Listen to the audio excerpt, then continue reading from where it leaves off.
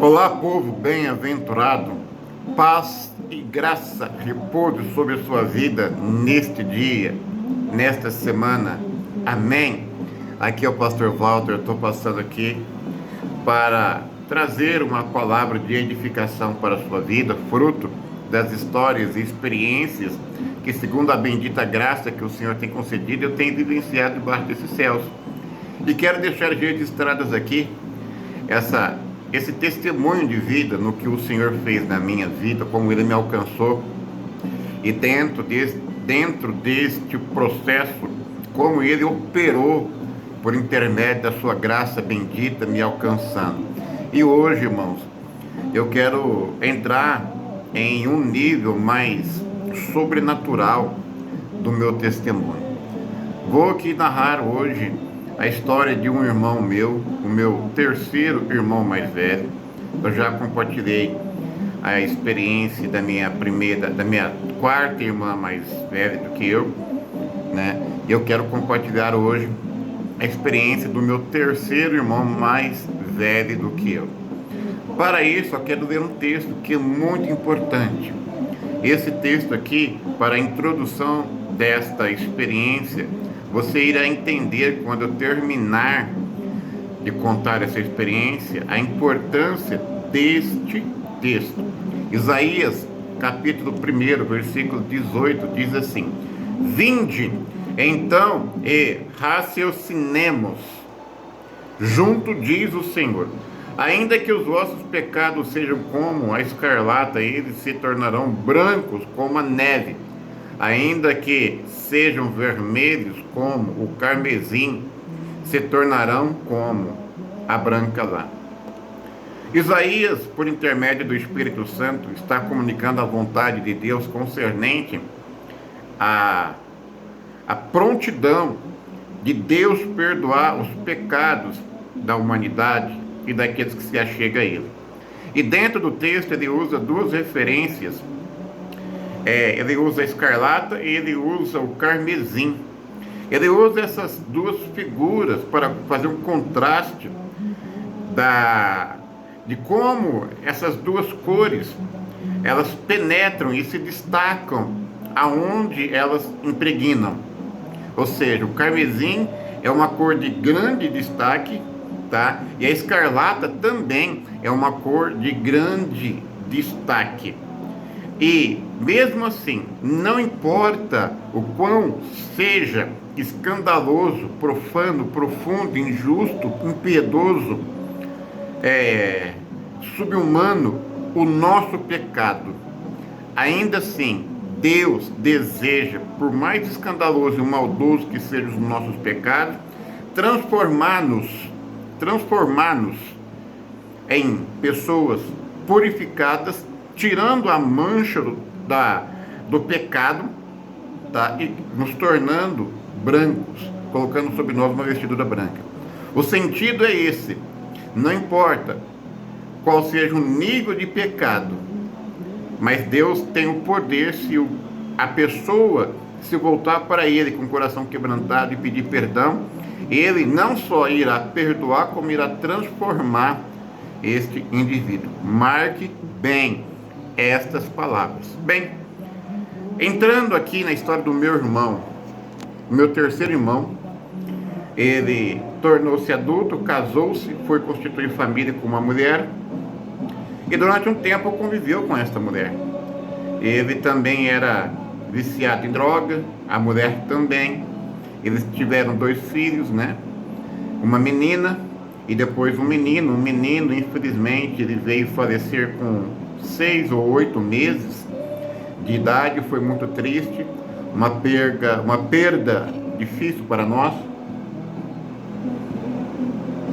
Mas a vida tocou e a vida continuou.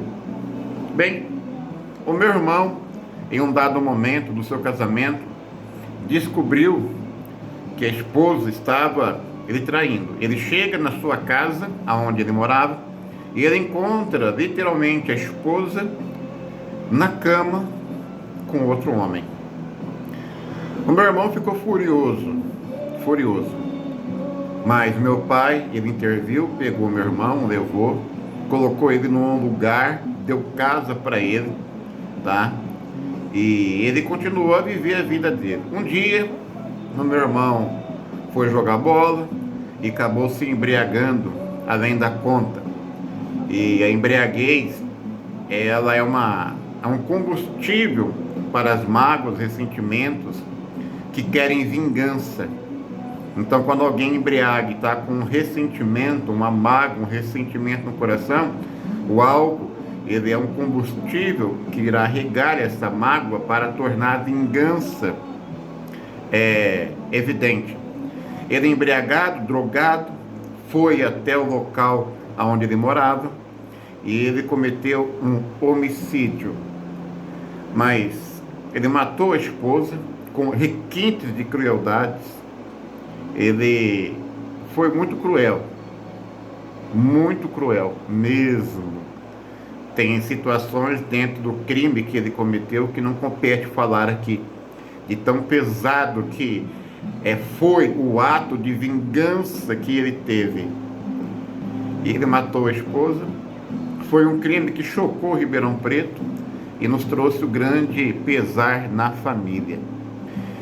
Ele, então, após cometer um homicídio, tá? Um crime que todos nós, independente, até mesmo nós da família, ficamos indignados e chegamos à conclusão de que ele merecia ser punido, mas ele empregou fuga e nessa hora a família acolhe, né?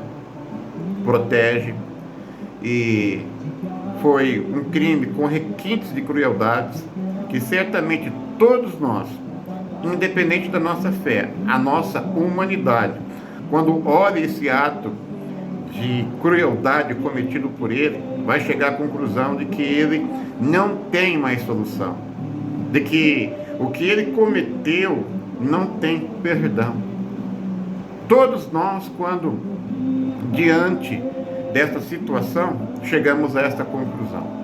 Independente da fé, mas a nossa humanidade, ela chega à conclusão de que uma pessoa que comete um ato de requinte de crueldade, como foi feito por ele, entende que ele não tem perdão. Bem, a vida passou. Aquilo que o homem semeia, ele colhe. E ele foi embora, e aonde ele estava, ele começou... nós enterramos a minha cunhada com muita dor, com muito ressentimento. Ele foi procurado pela justiça, mas foi embora do estado e descobriu que ele estava doente. Passou um tempo, né? E ele começou a desenvolver sintomas de uma doença. Aí foi diagnosticado que ele estava com AIDS, soro positivo. E ele entrou numa fase onde a doença estava alastrando no seu corpo e debilitando totalmente ele. Para você ter ideia, o meu finado irmão, ele era um homem bonito, forte, ele era um zagueiro, jogava bola, aonde ele entrava ele se destacava pelo seu porte físico e também pela sua beleza, porque ele era bonito. Mas, infelizmente, após todo esse processo da sua vida, ele chega ao fim com AIDS e ele começa a definhar. Aonde ele estava não tinha recurso para tratá-lo, então ele foi enviado para cá. Bem, quando eu vi e peguei o meu irmão no colo, eu fiquei triste, porque tinha só pele, né? A pele dele, ele estava magro, mas ele estava assim, carne, a pele dele estava no osso, dá para você ver, né? A deformidade do seu físico devido à ira da doença. Aí eu peguei meu irmão, levei para casa de minha mãe, e ele ficou ali o resto dos dias da sua vida.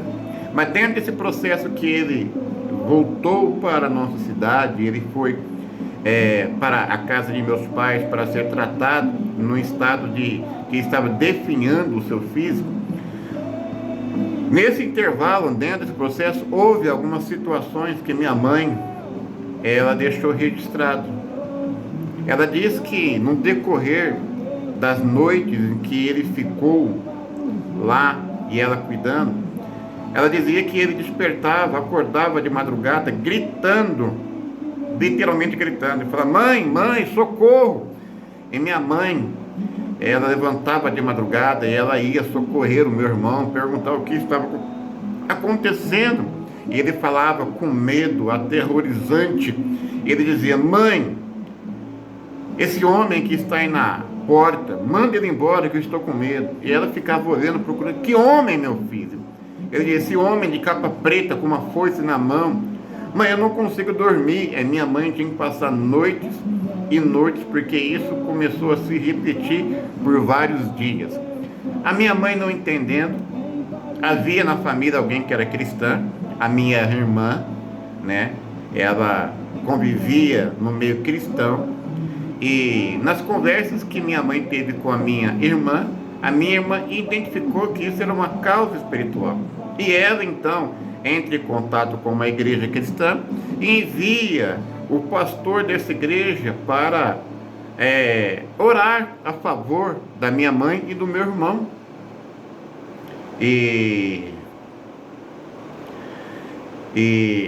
essa igreja, esse pastor vai até em casa. Eu ainda estava lá nesse dia, só que eu não tinha uma consciência cristã, tá? O pastor orou, o meu irmão, antes que estava tendo essas visões, e ele não dormia, e minha mãe tinha que cuidar dele, tá? Ele confessou a fé pública, ele se arrependeu dos seus pecados, aceitou a Jesus como único e suficiente Salvador, e isso mudou a trajetória da sua vida aqui e também na eternidade. Lembra que eu disse que o crime que o meu irmão cometeu não tem como compartilhar o que ele fez com a minha cunhada? Mas só para você entender, eu vou citar um.